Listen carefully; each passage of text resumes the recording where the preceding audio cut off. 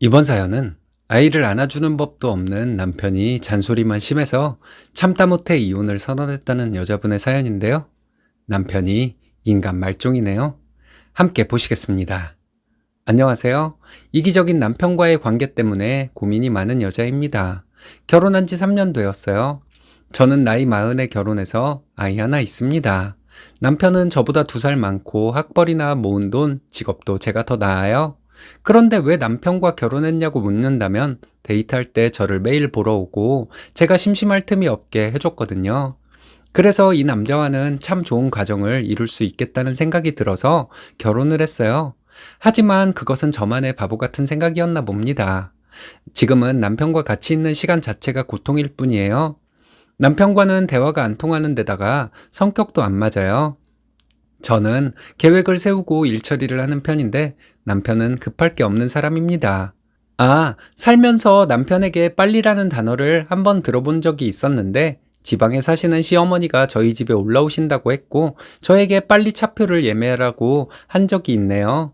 행복할 것 같은 결혼 생활이 지금은 마지못해 한 공간에 살고 있는 요즘 가장 큰 이유가 남편의 게으른 성격 때문입니다. 저는 아이를 낳고 나서 다니던 회사를 관두고 싶었지만 늦은 나이에 기반도 튼튼하지 않은 상황이라 육아휴직이 끝나면 집에서 재택근무할 예정이에요. 사장님이 큰 배려를 해주셔서 재택근무를 해도 같은 월급을 주신다고 하니 너무 감사한 마음이 드네요. 남편은 육아 집안일은 나몰라라 합니다. 딸아이에게 모유를 3달 정도 먹이고 양이 모자라 분유를 먹이게 되었는데요. 남편은 분유는 몇 밀이나 먹는지 어떤 기저귀를 차는지 아예 관심이 없어요. 어린아이의 응가 냄새도 더럽다며 단 한 번도 똥기저귀를 갈아준 적이 없는 사람이에요. 아이랑 같이 누워있다가 갑자기 똥 쌌어. 자기야 이리 와서 치워. 라고 하면서 코를 막고 다른 방으로 가버립니다. 이유식을 만들어주고 좀 먹여보라고 했더니 자기가 주는 것은 안 먹는다면서 먹이던 사람이 먹이라고 하고는 소파에 누워 TV를 봅니다. 아이가 이유식을 빨리나 먹나요? 먹이는데 20분 이상 걸리고 뒤처리도 해야 하잖아요. 다 제 몫입니다.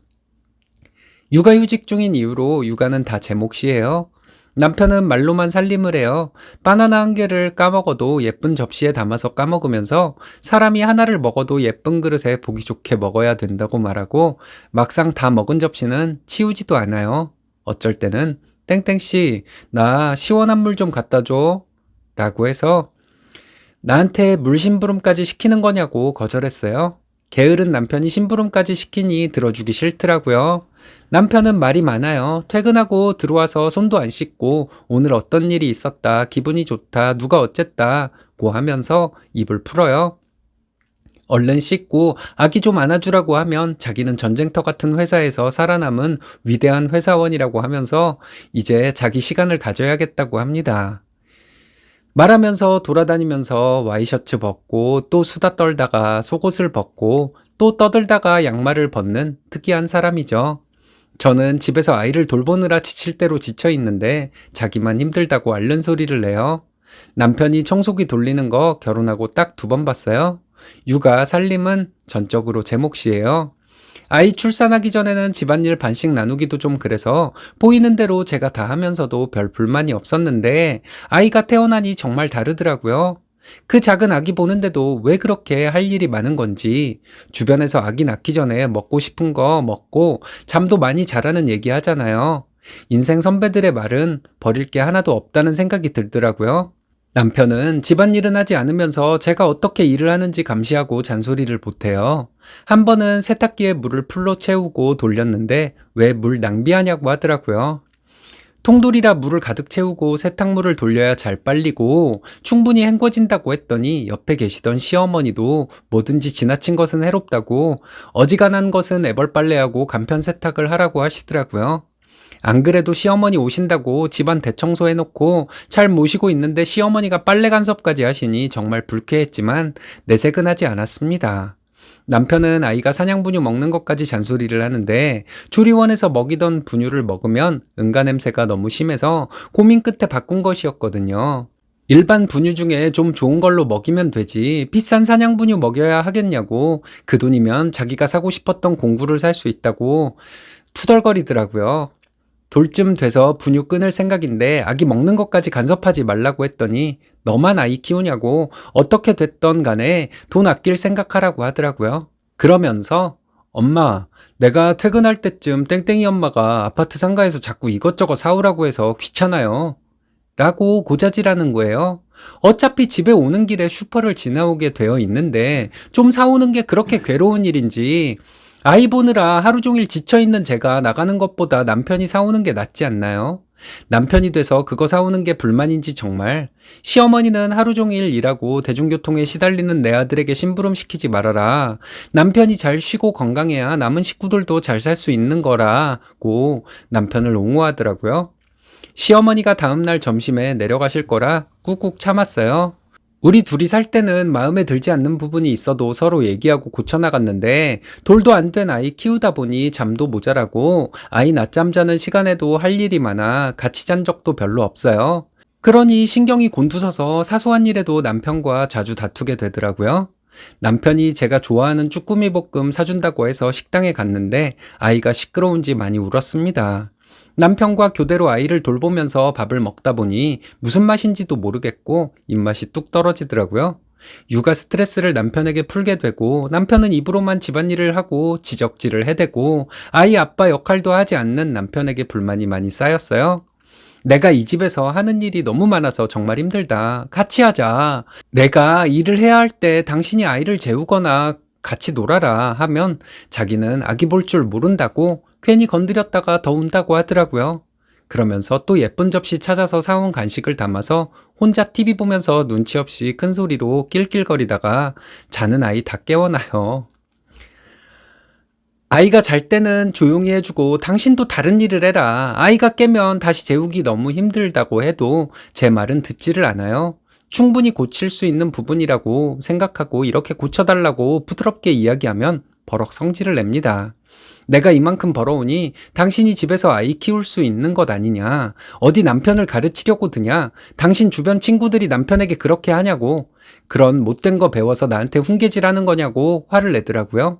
너무 민감하게 받아들이지 말라고 하면 남편을 위하는 마음이 없는 여자랑은 말도 섞기 싫다고 혼자 들어가서 잠을 잡니다. 그런 남편에게 모순된 모습이 하나 있는데요.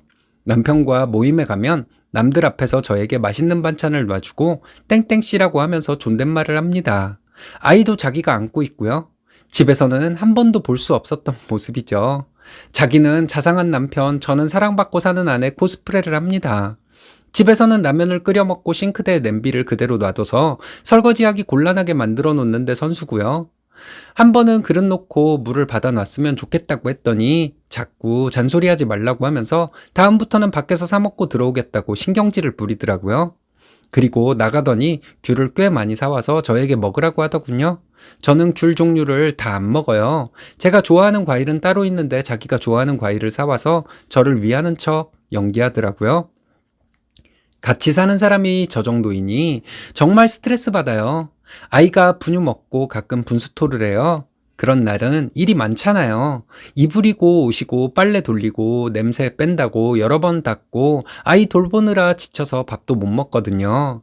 아이 돌보는 일이 뭐 인형놀이 수준인 줄 아는 남편이 저를 챙기면 얼마나 챙기겠어요? 아이 보다가 식사 시간 놓쳐서 밥도 못 먹는 날이 수두룩하지만 남편은 퇴근하고 와서 오늘 하루 어땠냐? 아이는 잘 놀았냐? 밥은 좀 먹었냐?고 묻는 법이 없어요. 제가 오늘 한 끼 먹었다고 하면 그래서 뭐 어쩌라는 거냐고 하면서 밥은 알아서 챙겨 먹으라고 하더라고요. 저는 속상한 일이 있으면 일기를 씁니다. 그렇게 쓰다 보면 답답한 마음이 좀 풀리기 때문에 지인이나 친정엄마께는 힘든 내색을 하지 않는 스타일이에요. 남편은 시어머니께 결혼 생활, 회사 생활에 대해 세세하게 다 얘기하는 편이에요. 최근에 남편이 대리기사 알바를 하고 있어요. 그 이유는 갖고 싶은 드론이 생겨서예요. 드론 사는데 생활비를 건드리면 안 된다고 했더니 하루에 2시간 정도 대리운전을 합니다. 시어머니는 그런 아들을 안타깝게 생각하세요. 제가 시어머니 입장이라면 아이도 어린데 무슨 비싼 드론을 산다고 하냐. 남들 잘 때 너도 잘하고 말릴 텐데 내 귀한 아들이 술 취한 사람들 상대로 운전한다고 마음 아파하시는 모습에 기가 막힙니다. 제 친구들은 남편이 퇴근하고 오면 친구들과 좀 나갔다 오라고 아기는 자기가 돌볼 테니 기분 전환하라고 한대요. 아이 낳고 나서 집 앞에서 맥주를 마셔보기는커녕 심야 영화 한 편 못 봤네요. 집에서 아이 재우고 넷플릭스로 최신 영화 결제해서 보는 게 유일한 낙입니다. 결혼은 현실인데 저 이런 인간이랑 어떻게 같이 살지 너무 막막했어요. 남자에게 뭘 가르칠 때는 아이에게 타이르듯이 좋게 좋게 말하라고 해서 그렇게 한 거였어요. 퇴근하면 바로 씻고 나서 얘기하자. 그게 개운하지 않겠냐고 부드럽게 얘기해봤지만 아무 소용이 없더라고요. 도저히 고칠 생각이 없는 남편과 갈라설지 포기하고 살지 고민이 많았습니다. 아무리 말을 해도 개선될 여지가 없어서 남편에게 편지를 썼어요. 땡땡씨가 고쳐줬으면 하는 부분이라는 제목으로요. 자기도 사람이면 보고 느끼는 게 있겠지 싶어서 한번 해봤어요. 우리 연애할 때 나에게 푹 빠져서 매일 찾아온 당신에게 믿음이 가서 결혼까지 한 거다. 그런데 그건 나를 잡기 위한 연기였다는 걸 알고 나서 배신감을 느꼈다. 우리에게 아이가 생겼으니 이런 점을 고쳐줬으면 좋겠다. 새 식구가 같이 잘 살아보자. 이런 식으로 좋게 썼어요. 집에 오면 얼른 씻기 바란다. 입은 나중에 풀자. 당신이 저녁 먹을 때 내가 옆에서 들어줄 테니 제발 빨리 씻어라. 그리고 다 먹은 식기는 물을 뿌려야 설거지하기에 용이하다. 아이와 같이 있는 시간을 늘려달라. 당신 닮은 딸과 함께하는 시간을 늘려라. 고민 많이 하고 적었는데 개선이 되지 않으면 나는 귀 닫고 사는 당신과 헤어질 생각이다. 희망이 없는 가정생활은 지옥과도 같다. 당신만 싸고 돌고 당신만 고생한다고 생각하는 시어머니와도 안 보고 싶다. 명절 2번만 내려갈 생각이니 그렇게 알고 답변 바란다 했습니다. 남편은 편지를 읽고 사흘간 말이 없더라고요. 그러더니 한 가지도 고치고 싶지 않다고 하더라고요. 그냥 자기가 하고 싶은 대로 하고 살 거래요. 그러면 마지막으로 부부 상담을 받아보자고 했어요. 듣자마자 싫다고 하더라고요. 그래서 당신 혼자 이기적으로 살 거냐? 쓰레기 같은 당신이랑 이혼하겠다. 내가 너를 버리는 거다. 라고 말하고 친정으로 왔습니다. 남편은 시어머니에게 이 사실을 얘기했는지 시어머니 전화가 빗발치는데 시어머니는 당사자가 아니잖아요. 시어머니와 말 섞기 싫어서 전화 받지 않았어요. 이혼 서류 작성해 놓고 나왔는데 남편이 시간을 끌면 소송하려고 합니다.